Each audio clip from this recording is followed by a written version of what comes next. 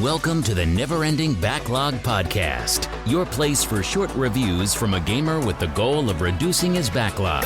From adventures to sandboxes, join our host as we walk through a collection of unplayed treasures. Now, let's take a look at the featured game of this episode of the Never Ending Backlog. Hello everybody, welcome to the next episode of the Never Ending Backlog Podcast. I'm your host, Zach, and today we will be reviewing UFO Afterlight. Made by Alter Games, which is part of Bohemia Interactive. No, you're not experiencing deja vu, we just happened to review 2 Bohemia Interactive games in the same week. Out of the thousands of games, here we are again. It's like having multiple point-and-click games in a row. Yeah, wait. No, that happens all the time. Anyway, UFO Afterlight is a real-time tactics, turn-based strategy game that is apparently the third in the series. I've never played the other 2, so hopefully that wasn't a big deal breaker. Didn't really seem to be, though.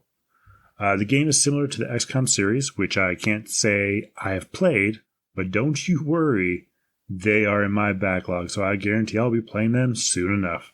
Which is probably good, because a few of my friends have told me to play the XCOM series, the newer ones more so, but they also were big fans of the past ones, so it seems about time that I actually start playing those as well. Many people I've noticed in the reviews and everything else confuse this game as an RTS, which is a real-time strategy game, but that's not correct. It doesn't have, it doesn't follow along the lines of StarCraft or Age of Empires. It's kind of closer to the Eodor, Genesis, Heroes of Might and Magic, mixed with some Final Fantasy Tactics and Disgaea gameplay. So it's along that way. It's absolutely a turn-based game, and it's definitely a tactics game, not a real-time strategy where it's active. The storyline is humans had to leave Earth after a war with an alien race, and there was a peace treaty signed with another alien race, but humans still had to leave Earth. Then some humans stayed in an old spaceship in orbit, and others went to Mars and built crater bases with the help from the friendly alien race. And the hope is Mars will be terraformed into what they call New Earth. Yes, New Earth. Clever. Anyway, the game started up fine. It pushed to the center monitor and turned off my 2 side monitors, which was great. One frustrating thing I've noticed, though, is since I'm taking notes, to review these games, I have Evernote running in the background to take these notes as I play the game. You can't Alt-Tab nor use the Windows button to kind of go and switch tabs. It just doesn't work. It locks it up. I'm sure if I did borderless or windowed mode, it probably would work, but it's weird. I hate when games do this, and in applications, not just games. A lot of groups do this, and I'm not 100% sure why. It's just frustrating. So I could Alt-Control Delete, but that seems a little excessive. It also messes with my resolution, so it gets all finicky there. So most of my notes are basically taken from after I played the game for a short period of time. I was successfully able to change my resolution to 5760 by 1080, and the refresh rate could go up to 144 Hz, which is really nice, especially from a game that came out in 2007. It's quite old. The game had a relatively straightforward tutorial for moving your characters around the battlefield. It taught you how to attack, how to move, how to pick up items, open doors, command your squad, etc. Relatively easy peasy for a tutorial system, and all relatively straightforward if you've ever played any type of real-time tactic game. You move your person or your squad around a battlefield, you take smart shots, and you make smart moves, and you follow smart tactics. It's pretty straightforward. The tutorial did a good job, without a doubt. However, that's where the helpfulness ended, and this is where the most complaints come for this game. Once you complete the initial tutorial mission, which is you control a person named Jean on Mars, you're an astronaut woman, or astro woman, not sure what you're calling it. As soon as you control her, you attack some robots, you meet up with another teammate, and then the mission basically ends. That makes sense. Unfortunately, from there, it goes into like a world view of map of Mars. So basically, you see the entire planet, and you have like all these little tutorial or territory lines. You have all these people talking, these different commanders or people that are in charge of like production and the science facility, and all these people talking and basically saying stuff. And then you can look into your actual bases and see all this different stuff. there are dozens of menus here, which, like I said, you can research items, produce items, take over new lands, manage Mars habitats, manage inventory of your people, manage all your people itself, manage diplomacy with other alien races.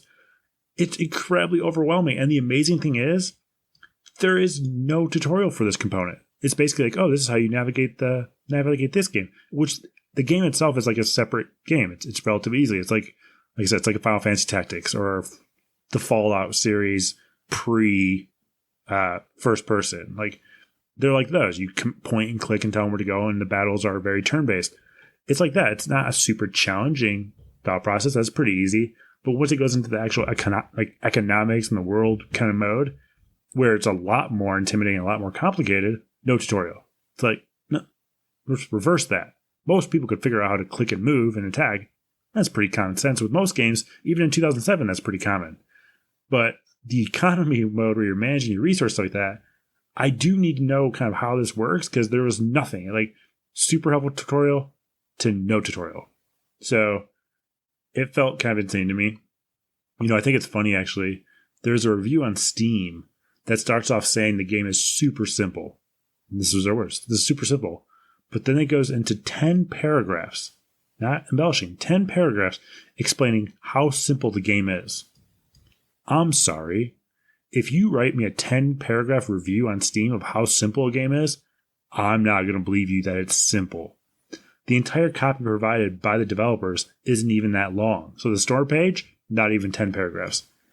I'm not getting that simplicity part. Perhaps if I played the first two, Aftermath and Aftershock by the UFO series, it could have been an easier transition. However, I have played plenty of tactic-driven games. It's the economy management components that I always struggle with. I will say right now, that's the problem I had with Galactic Civilization 2. There was so many complexities, and there's no really great tutorial system to walk you through that process. And it's like, why won't you build a good tutorial system? They either skip on the important parts, or they make videos that you have to watch in tandem with it and hopefully take a lot of notes. And it's like, I don't want to take notes for a video game or a PC game or any type of game. I want to just be able to get into it. I like complicated games. There are complicated games I have. But like I said, maybe it's just not for me. Maybe that's the problem I have, is that these games, were mass purchased. They weren't made for me. But it was just frustrating. It's like, you clearly have that technical experience to make a tutorial, and you made a good one.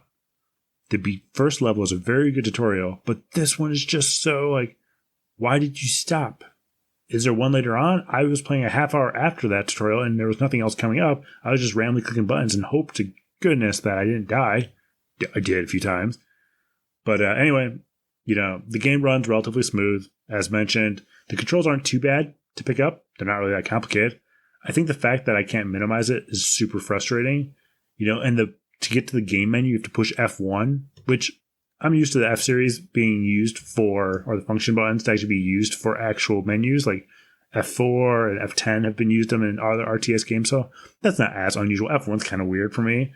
And there's no place to see where the option is, and you have to actually push it, and you're like, oh, that's where it comes out of. So the menu's a little weird.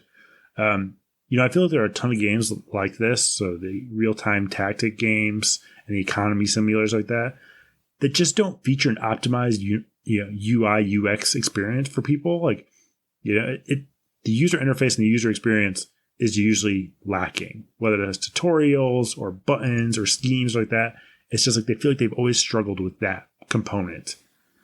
To me, make it easy to learn the games, get them addicted, and play forever. I have no doubt I'd probably likely enjoy this game, and that I'd get addicted to it. It's one of those things where it's like, just a few minutes more, I want to complete a few more missions, or, oh, I want to see how this plays out. Like, there's no doubt this game has that there, and the developer is clearly technical enough to create in-game tutorials.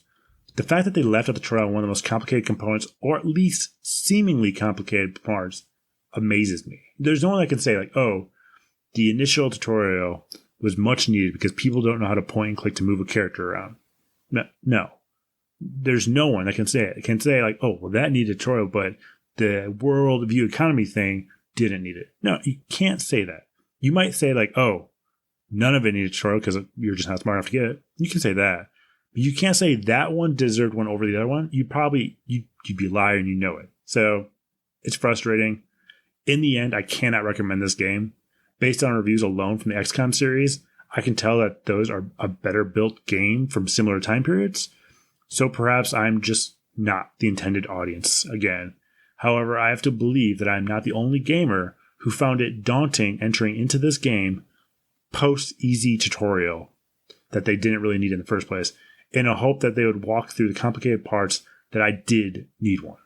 So I can't be the only person that felt this way. I read the reviews. I know I'm not. But anyway, So if you're an XCOM fan, then I would say try it out. Since all reviews say that, it's an amazing XCOM alternative. However, if you're new to RTTs, at least one with economies and base building components, not in the RTS vein, then I would probably look elsewhere. I will say some positives though, as I always do. The initial tutorial was really good. And I would love to see it kind of spread out throughout the game. But it's a game from 2007, so I don't think that's happening. And All Tower Games, I think, is pretty much out of business. I think Bohemia owns them now. So, yeah, it's probably not going to happen. Bohemia Interactive is doing Daisy and Arma series, so they're a little preoccupied with other stuff. I understand. Playing this game reminded me of the graphics of Earth 2150, which is a terrific RTS game, which was released in 2000. And I absolutely loved that game. So, and also, it supported 5760 by 1080, supported the 144 hertz refresh rate, which was nice. Had a lot of nostalgia from games that were from a similar time frame, which was really nice. There's a lot of stuff going for this game, and like I said, I'm not the intended audience. And if you're really well equipped to jump deep into these and learn all the mechanics, I have no doubt you'll love this game. It's probably a really great game. I'm not the intended audience. I am the type of person that needs tutorials in these type of games because I'm not from these type of games. And maybe there's an easier recommendation, like for all my listeners out there, if you know an RTT that is easier to jump into, that'll help me get a baseline for these type of games, let me know. It's probably in my backlog. And if not, I'll add it to my backlog because I would really like to get into this real-time tactics. Like I've tried Shadowrun, not the Sega Genesis one that I loved, but the new PC one. It's interesting. I don't know. It struggles for me. Like that one seemed a little bit easier, so maybe I'll give that another try. It's in my backlog. I know I haven't played it in an hour, so that's coming up as well. But if there's other RTTs that you recommend, let me know. I'll check them out. Absolutely, I'll do a review on them. I'll give them the full tutorial chance. Please make sure they have a tutorial, some really kind of clear experience or user experience kind of thing. Historical low for this game was 69 cents, so it's affordable. The current best price on Steam is $6.99. I didn't see if they had the other two games in the series. There were some helpful reviews that kind of explained what each part was about. And the theme is actually pretty cool. I get it. Like, I like the Stargate series. I love Firefly. I love Defiance. I loved pretty much anything along those lines. Like, Stargate series is one of my favorite series of all time. I've watched all of them in countless times. It's one of my favorite things to watch. So I like the series and those themes a lot. So, overall, I can't recommend the game just because I think for newbies like myself, the tutorial system is lacking and the interface is kind of funky pretty much throughout the entire game, which is unfortunate because you could see where the developer is going, but it was a struggle. But anyway, that was my review of UFO Afterlight, and we will see you on the next episode.